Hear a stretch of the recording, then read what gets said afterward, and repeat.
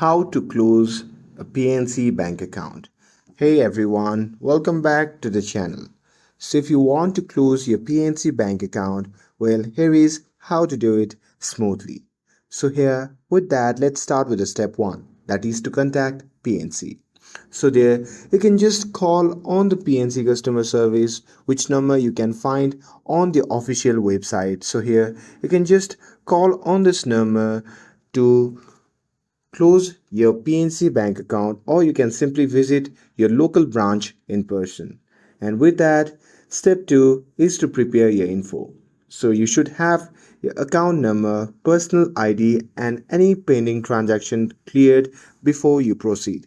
And there you need to make sure your balance is zero, and here with that you need to ask the representative to close the account, and they may require a written request or form.